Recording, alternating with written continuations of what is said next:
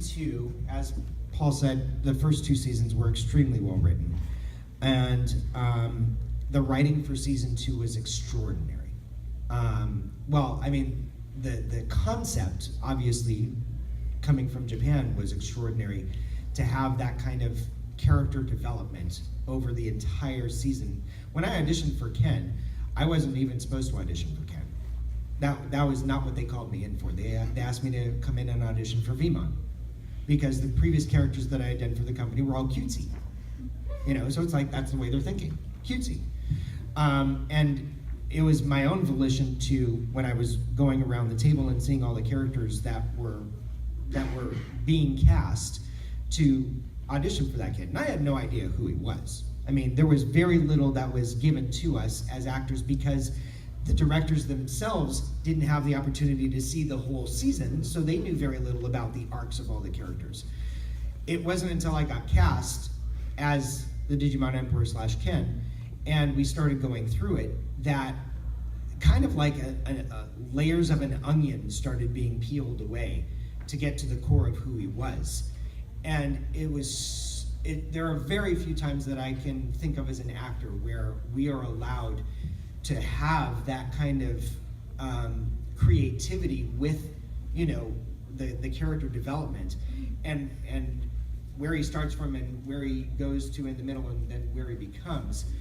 But it was probably one of the most rewarding experiences that I've had as an actor, being able to do that and peel away those layers of the onion, so to speak, to find out who he really is as a human, and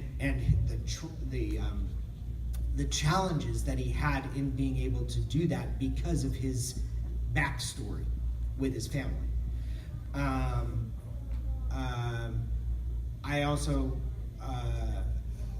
liked it a lot because it did it in the way that it was written, and I'm not going to give anything away, but the way that it was written and the type of subjects that were being able to be introduced into that season, that, I mean, you know, correct me if I'm wrong, guys, but I'll just mention the brother, so that way those of you who know about it know what I'm talking about.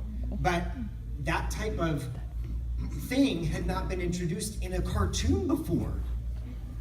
Like, are you serious? You're actually going to that level and talking about that stuff? And it was so, like, gut-wrenching, heart-wrenching to actually be able to share that with people that would be watching it, and do it in such a way where it's not bad.